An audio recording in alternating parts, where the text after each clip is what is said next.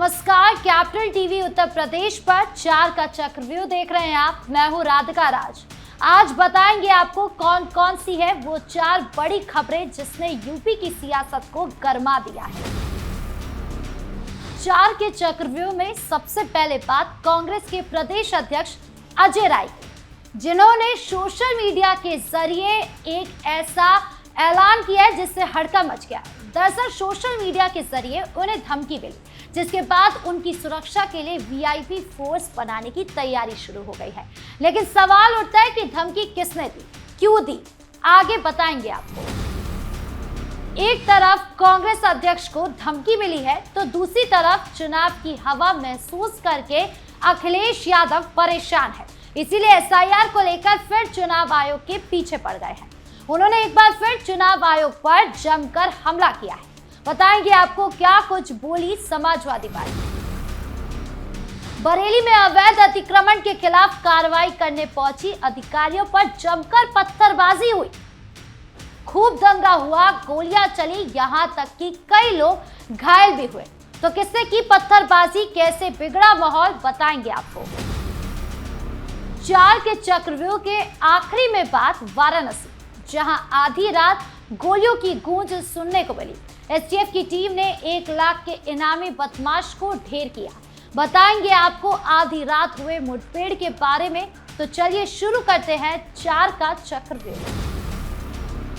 शुरुआत करते हैं 4 के चक्रव्यूह की सबसे बड़ी खबर से, जो कांग्रेस प्रदेश अध्यक्ष अजय राय से जुड़ी है। उत्तर प्रदेश कांग्रेस के प्रदेश अध्यक्ष अजय राय को सोशल मीडिया के जरिए खुलेआम धमकी मिली। धमकी में कहा गया कि उन्हें सबक सिखाया जाएगा। ये धमकी इतनी गंभीर थी कि लखनऊ में कांग्रेस के जिला अध्यक्ष ने हुसैनगंज थाने में तहरीर दी। पुलिस ने तुरंत मामले की जांच शुरू कर दी, लेकिन सवाल ये उठता है कि धमकी क्यों मिली। अजय राय लगातार सरकार और भाजपा पर तीखे हमले करते रहे, खासकर चुनावी मुद्दे, एसआईआर की प्रक्रिया और अन्य राजनीतिक फैसलों पर उनकी आलोचना से नाराजगी बढ़ी है। ये धमकी उनकी सक्रिय विरोधी राजनीति और बार बार सरकार को घेरने के जवाब में दी गई लगती है। आरोप है कि ये धमकी एक भाजपा विधायक के करीबी व्यक्ति ने दी है। सोशल मीडिया पर यह मैसेज वायरल होने के बाद सियासी हलकों में हड़कंप मच गया। अजय राय पहले से ही सक्रिय राजनीति में रहे हैं और अक्सर सरकार पर निशाना साधते रहे हैं। इस धमकी के बाद उनकी सुरक्षा को लेकर चिंता बढ़ गई है। यूपी सरकार ने वीआईपी सुरक्षा को और मजबूत करने के लिए स्पेशल फोर्स बनाने की भी तैयारी शुरू कर दी है। ये फोर्स हाईटेक होगी, इसकी ट्रेनिंग मेघालय में दी जाएगी। स्पेशल फोर्स का मकसद मुख्यमंत्री और अन्य महत्वपूर्ण लोगों के साथ साथ ऐसे नेताओं की सुरक्षा सुनिश्चित करना है जिन्हें ऐसी धमकियां मिल रही है। पुलिस की साइबर सेल भी इस मामले की छानबीन कर रही है।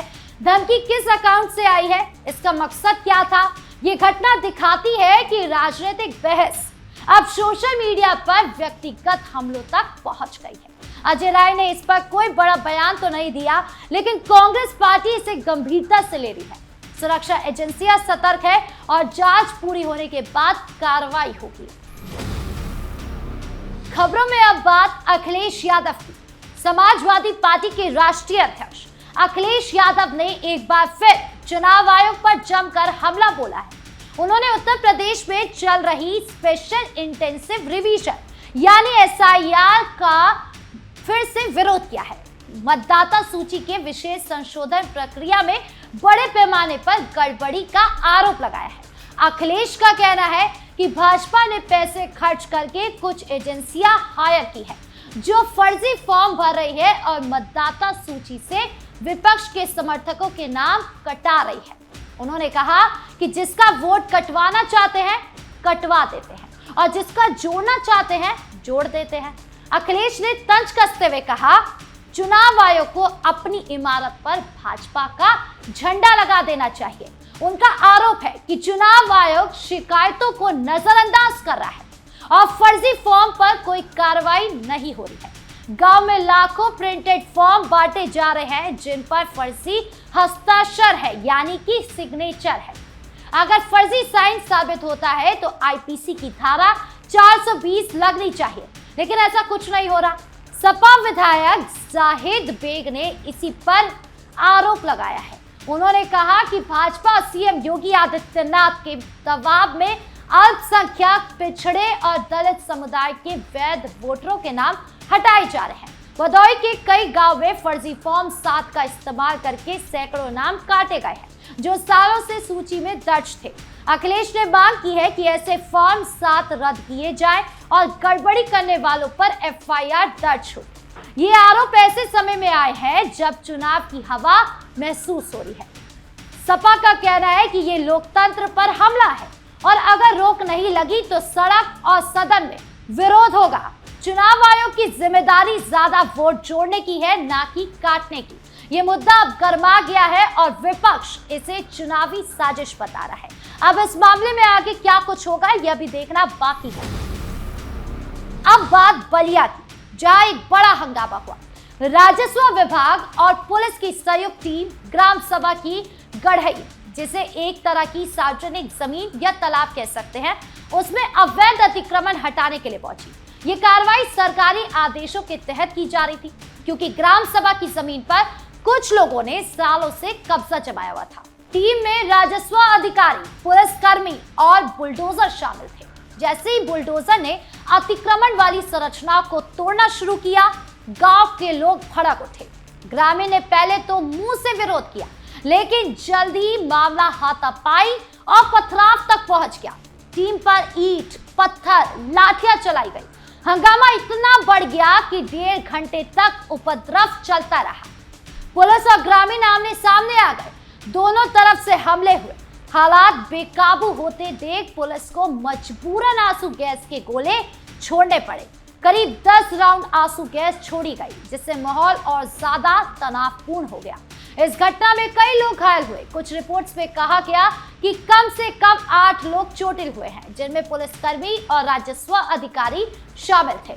घायलों को स्थानीय अस्पताल में भर्ती कराया गया, लेकिन किसी की भी हालत गंभीर नहीं बताई गई। हालांकि बुलडोजर की खिड़कियां तोड़ी गई है, वाहनों को नुकसान पहुंचाया गया है। ग्रामीणों का कहना था कि ये कार्रवाई बिना नोटिस के की गई है, जबकि प्रशासन का दावा है कि पहले से सूचना दी गई थी। हालांकि उपद्रव के बाद गांव में तनाव बना रहा और पुलिस ने कई लोगों को हिरासत में लिया। जांच चल रही है, किसने पहले हमला किया और कौन जिम्मेदार है। दोषियों के खिलाफ आईपीसी की विभिन्न धाराओं के तहत मुकदमा दर्ज किया जाएगा। ये घटना दिखाती है कि अवैध अतिक्रमण हटाने की प्रक्रिया कितनी चुनौतीपूर्ण है। 4 के चक्रव्यूह के आखिरी में बात वाराणसी, जहां गोलियों की गूंज ने हड़कंप मचा दिया। वाराणसी में देर रात 3 फरवरी को गोलियों की तेज आवाज गूंजी, जिससे पूरे इलाके को हिलाकर रख दिया। Uttar Pradesh special task force यानी कि एसटीएफ की टीम ने 1 लाख रुपए के इनामी कुख्यात सुपारी किलर बनारसी यादव को एनकाउंटर में मार गिराया। यह एनकाउंटर कॉलोनाइजर महेंद्र गौतम हत्याकांड से जुड़ा था। 21 अगस्त 2025 को सारनाथ के अरिहंत नगर कॉलोनी फेज 2 में महेंद्र गौतम की सरेआम गोली मारकर जान ले ली गई थी। जांच में पता चला कि यह हत्या 50 करोड़ से 60 करोड़ रुपए की जमीन विवाद में हुई। महेंद्र के जानकार जोगेंद्र यादव और फेटू ने साजिश रची। बनारसी यादव, अरविंद्र यादव यानी फौजी और विशाल जैसे शूटर्स को सुपारी दी गई। बनारसी को 5 लाख रुपए की सुपारी मिली थी। जान लेने के लिए असला बिहार के मुंगेर से लाया गया था। सीसीटीवी फुटेज में भी शूटर मोटरसाइकिल पर आते और गोली चलाते दिखाई दे रहे थे। जान लेने के बाद बनारसी फरार हो गया और कर्नाटक और मुंबई में छिपा रहा। पुलिस ने उस पर 1 लाख रुपए का इनाम घोषित किया था। उसके खिलाफ वाराणसी, गाजियाबाद, सोनभद्र में कुल 21 आपराधिक मुकदमे दर्ज थे, जिसमें 3 हत्या, 5 से ज्यादा हत्या के प्रयास शामिल थे। जेल में रहते हुए भी उसने क्राइम की बारीकियां सीखी थी। वो हुलिया बदलने में माहिर था, ना मोबाइल इस्तेमाल करता था, ना बैंक अकाउंट रखता था। इसी वजह से पुलिस को 166 दिनों तक उसकी तलाश में लगना पड़ा।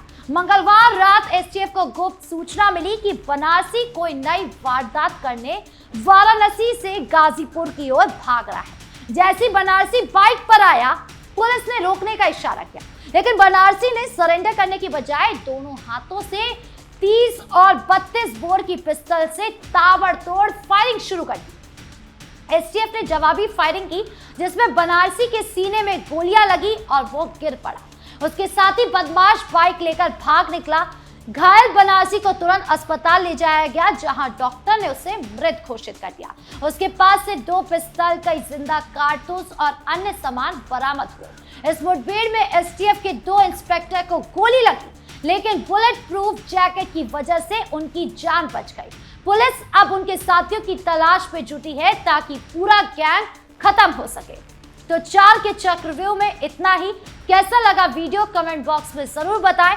वीडियो को लाइक करें, शेयर करें और चैनल को सब्सक्राइब करना ना भूलें। धन्यवाद।